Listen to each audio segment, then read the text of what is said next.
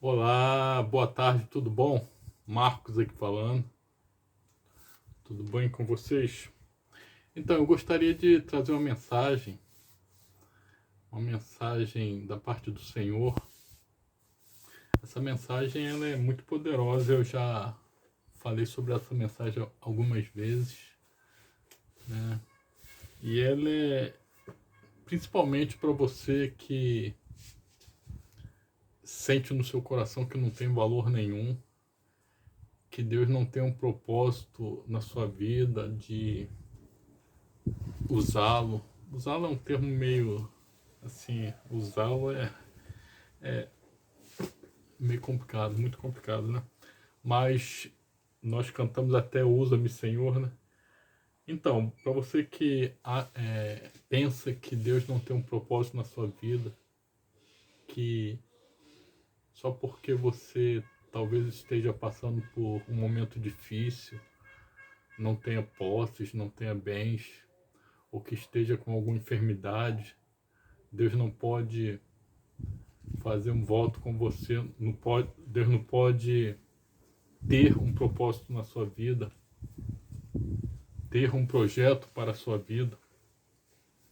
E eu digo para você, Ele tem projetos para a sua vida. Ele tem momentos especiais para a sua vida. Ele prepara momentos especiais para que você seja abençoado. E mesmo nos momentos difíceis você também possa abençoar.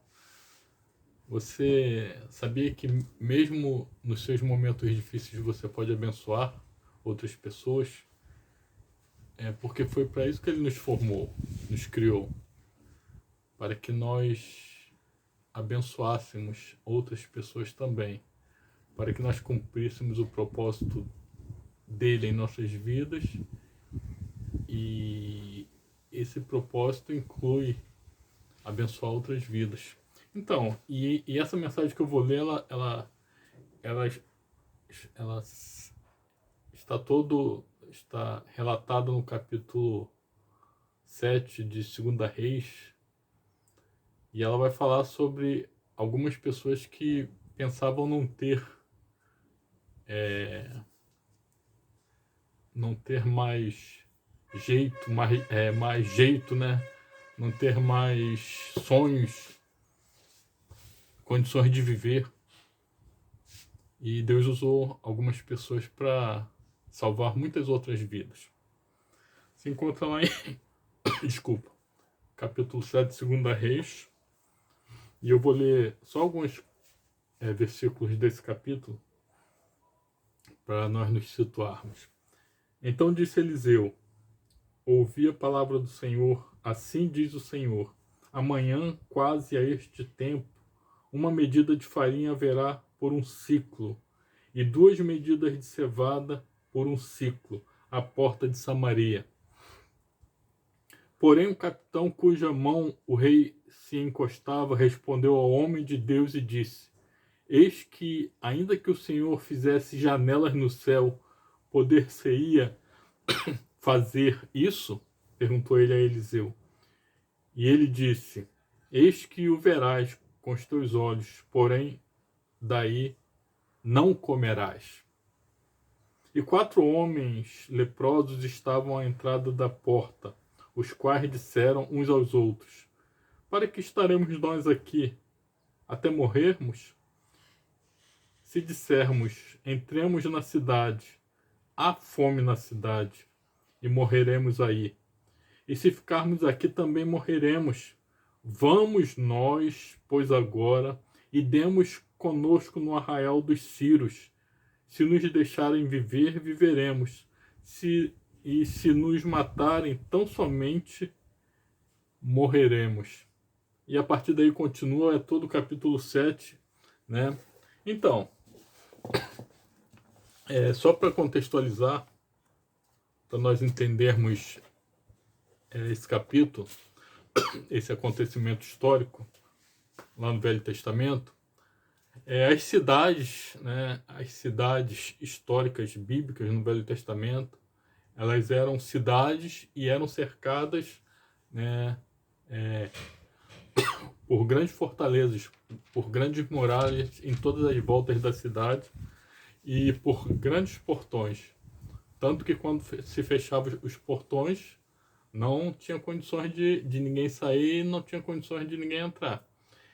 E havia muitas guerras entre nações naquele período bíblico, né? E Samaria estava em guerra com os sírios. Aconteceu que também era de costume do exército inimigo montar estratégias, né, e cercar a cidade e sitiar, né, a palavra certa é sitiar. E permaneciam ali por tempo indeterminado, fora da cidade, ou seja, a cidade fechada e o exército inimigo fora da cidade. Ninguém podia sair para comprar, para vender, ninguém podia entrar para vender, para comprar, fazer trocas de alimento por animais, enfim, né? A cidade ficava sitiada. Não sei se vocês veem filmes históricos, né? Troia, o filme Troia dá uma visão panorâmica sobre como eram esse tipo de cidade, né? Ali, em certos momentos no filme de Troia, de estar acontecendo um combate, o pessoal de dentro da cidade, das muralhas, guerreando, e o pessoal de fora avançando, né? O exército inimigo avançando, era desta maneira. Enfim, Samaria, os sírios sitiaram, acamparam-se fora da cidade, e os portões da cidade fechados, e ali começou, né? Talvez uma semana, 2, 3, 4, 5, um mês, 2, 3. A Bíblia não fala qual o tempo que eles ficaram, já estavam ali. O certo é que começaram a passar fome, começou a faltar comida, possivelmente água, e as pessoas começaram a morrer, a passar muita fome, né? Toda a cidade, portões fechados, ninguém entrava para vender, ninguém saía para comprar, enfim. E Eliseu profetizou, né, lá no versículo 1, Eliseu profetizou que no dia seguinte Deus derramaria uma bênção que saciaria a fome, que cessaria a fome da cidade. E a Bíblia relata que o chefe da guarda real, ele mesmo não acreditou. Será, mesmo que Deus abrisse a janela dos céus, será que isso poderia acontecer? Aí Eliseu falou com ele: isso vai acontecer, mas você não vai participar desse banquete, seu miserável. Mais ou menos assim, tô brincando. Então, houve essa profecia de Eliseu, e em um outro momento, né, a Bíblia relata que também era de costume das cidades que as pessoas doentes, principalmente doentes de lepra, elas eram excluídas e jogadas, não, e colocadas de fora das cidades, perdiam o contato com a civilização local, com os amigos, com os parentes, enfim. E nesse contexto havia lá esses 4 homens leprosos, debilitados, doentes, com fome. Eliseu não teve contato com esses homens, e esses homens não tiveram contato com Eliseu, né? Eliseu profetizou, e possivelmente algumas horas depois, ou na mesma hora que Eliseu profetizou, né, um daqueles homens teve uma brilhante ideia. Caramba, nós poderíamos fazer o seguinte: nós poderíamos ir lá no exército, lá no acampamento dos sírios, e pedirmos comida. Vamos pedir comida. Aí eu olhei: é sério? É mesmo? É mesmo? Caramba! Olha só, se nós entrarmos na cidade, lá tá todo mundo com fome, nós iremos morrer. E se nós permanecermos aqui mais tempo, nós iremos morrer. Eles estavam possivelmente bem ruinzinhos. E, não, vambora, me ajuda aqui a levantar, me ajuda, ai, minha perna. Deixa eu amarrar aqui a minha atadura, ai, bota aqui a minha tipo, bora, levanta, vamos. a Bíblia fala que eles se levantaram e caminharam em direção ao acampamento dos sírios. Aí é que vem o grande milagre do Senhor. Deus é sobrenatural, Deus usa as coisas de formas sobrenaturais. Não tem como explicar. A Bíblia fala que neste mesmo momento que eles tomaram essa decisão e começaram a caminhar em direção ao acampamento, também a Bíblia não relata quantos quilômetros, metros, distância no caso, a Bíblia não fala, a Bíblia só fala que eles começaram a caminhar. E a Bíblia relata que o exército sírio, eles fugiram e largaram tudo para trás. Largaram todo o acampamento, as barracas, todas as tendas armadas, todos os animais, cavalos lá no local de descanso deles. Largaram todas as barracas montadas e tudo que havia nas barracas. Né? A Bíblia fala que eles falaram, o exército sírio falou um para o outro: vamos fugir porque o rei de Samaria juntou mais 2 ou 3 exércitos, estão vindo contra nós. Porque olha o milagre sobrenatural. A Bíblia relata que os passos daqueles moribundos, doentes, leprosos, os sírios estavam ouvindo um grande exército se aproximando. Isso é sobrenatural. Isso é muita doideira. Como se tivesse mais de 3 exércitos vindo contra eles. Um barulho ensurdecedor de um grande exército. Eram apenas 4 moribundos, 4 homens limitados, 4 homens doentes, seguindo em direção ao acampamento deles. Vocês podem imaginar o sobrenatural que há nisso? Agora pensem comigo, aqueles 4 homens caminhando e chegaram. Vamos pensar que eles estavam lá em cima no desfiladeiro, chegaram próximo ao acampamento e viram o acampamento lá embaixo. Milhares de barracas montadas, tendas montadas, né? Milhares de tendas montadas, e viram lá de cima, né? Lá do desfiladeiro, e aquela centenas de milhares de barracas montadas. Possivelmente observaram, não viram movimentação, possivelmente viram só os cavalos, né? E continuaram, olharam de longe e continuaram. E chegaram no acampamento.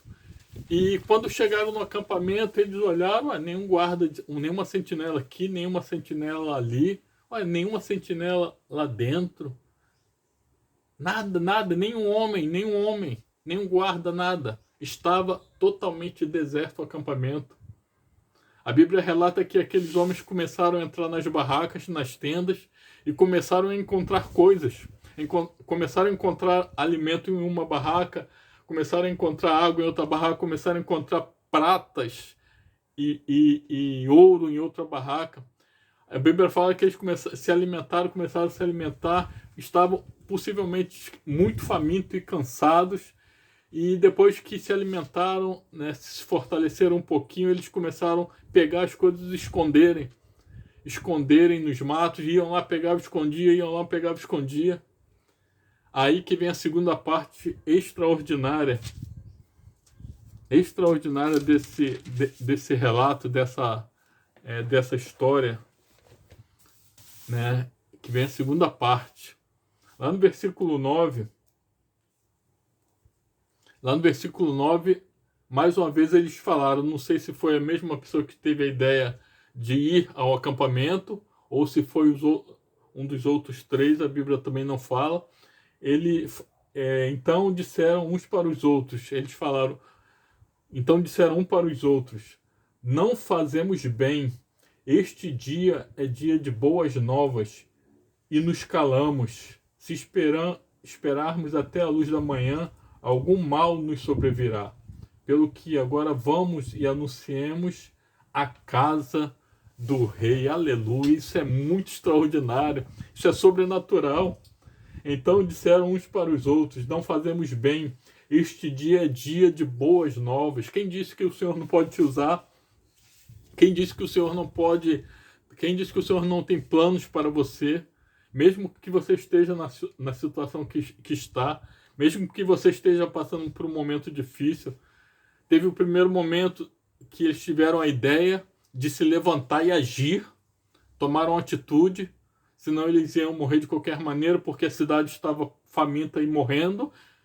E eles também, se ficassem ali sentados ou deitados fora da cidade, eles também iriam acabar morrendo. Aí que eles tiveram um momento da ação, atitude. Tiveram atitude, vamos. Foram e encontraram o sobrenatural ali, ninguém, tudo abandonado e muita riqueza. E aí houve o segundo momento. Não fazemos bem. Este dia é dia de boas novas. Hoje é dia de boas novas. Fale do que Deus tem feito na sua vida, mesmo que você esteja passando por um momento difícil. Fale o que Deus tem feito na sua vida, que você levantou-se hoje, né? Levantou-se hoje e você está vivendo este dia. Está difícil, não desista. Está difícil, não desanime. Está difícil, persevere. Está difícil, não abaixe a cabeça. Hoje é dia de boas novas. Não se cale, não se cale. Não se cale. Igreja, nós temos perdido muito tempo. Nós temos perdido muito tempo. Estou falando agora exclusivamente para a igreja. Se você ainda não se acha igreja do Senhor Jesus Cristo, mas amanhã ou hoje, daqui a pouco, eu tenho certeza que você tomará essa decisão. Igreja do Senhor Jesus Cristo, não se cale. É o momento de nós falarmos, é o momento de nós anunciarmos. Nós não podemos nos calar. Hoje é dia de boas novas e nós estamos calados, nós estamos acuados. Levante, igreja, levante, levante, se posicione, não tenha medo. Não tenha medo, igreja. É um momento, já passou do momento de nós anunciarmos. Nós já estamos há muitas décadas calados, recuando. Nós não podemos calar. Fale do amor de Jesus. As pedras estão clamando. As pedras estão clamando. Não se cale. Hoje é dia de boas novas e nós nos calamos. Vamos à cidade, vamos falar o que nós encontramos, vamos falar das riquezas que nós encontramos. Aí fizeram o caminho de volta, agora já fortalecidos, alimentados, né? Ainda doentes, claro, ainda doentes, com as suas lepras, né? Eles, os quatro, podiam se abraçar porque os quatro estavam na mesma situação, leprosos, doentes. Aí fizeram o caminho de volta e chegaram à cidade de Samaria e bateram no portão, bateram no portãozão, ou deram pedrada, e ouviram eles, aí eles falaram, olha, tal, está acontecendo isso. Aí ouviram o anúncio deles e foram e fez-se chegar ao ouvido do rei, né? O rei mandou 2 homens ir lá no acampamento ver se realmente era aquilo que havia ou estava acontecendo, e realmente era aquilo que estava acontecendo. E a Bíblia fala que aí veio a profecia de Eliseu, possivelmente os portões se abriram e o rei mandou que o guarda ficasse na porta e a multidão atropelou, passou por cima do cara e matou o cara. Enfim, Eliseu, por ele ter duvidado, Eliseu falou que iria acontecer e ele não iria ver. E a multidão faminta atropelou o camarada e eles foram e realmente era aquilo. Deus trouxe alívio à cidade de Samaria, Deus levou alimento por meio de 4 homens indesejáveis, levou a provisão por meio de 4 homens excluídos, possivelmente aquele rei e aquela cidade não apertaram a mão daqueles homens, não abraçaram aqueles homens. Possivelmente a Bíblia não fala, depois daí não fala mais sobre esses homens. A Bíblia, possivelmente eles continuaram depois fora da cidade. Possivelmente eles continuaram na vida excluídas deles. Mas Deus lembrou-se deles. Deus levou a eles mais um momento de esperança e de vida e de certeza. Eles poderiam ter, o que eles poderiam ter feito? Ajuntado tudo, amarrado em alguns cavalos e poderiam ter ido para outra cidade para se tratar, porque a Bíblia fala que ele tinha ouro e prata e muito alimento, peles possivelmente. E a Bíblia não fala sobre isso, fala que eles anunciaram e cessou a fome, cessou o momento de sítio daquela cidade. E a Bíblia não fala mais sobre eles, mas Deus honrou aqueles homens e o coração deles com certeza ficaram maravilhados. O coração daqueles homens com certeza ficaram muito felizes por ter podido ajudar e terem sido um canal de bênçãos para toda aquela cidade de Samaria. Deus usou aqueles 4 leprosos para saciar a fome de toda uma cidade. Mesmo que depois eles não tivessem recebido um abraço, mesmo que depois eles não tivessem recebido um aperto de mão, a Bíblia não fala mais sobre eles. Mas eles foram honrados por Deus. Por isso eu digo a você, você é especial, você está passando por este momento, é apenas um momento. O deserto está quase no fim, você está quase chegando do outro lado. Por isso não temas. Não temas. Eu sempre vou falar essa palavra, não temas. Deus abençoe a sua vida. Como Deus abençoou aqueles 4 homens moribundos, doentes. Deus pode estar com certeza abençoando a sua vida e a sua casa. Deus abençoe e até uma próxima vez. No nome de Jesus, levante a cabeça, olhe para o alvo, que é Cristo Jesus. E você que ainda não reconheceu esse Jesus maravilhoso, ele tem um plano especial para a sua vida. Deus te abençoe no nome de Jesus.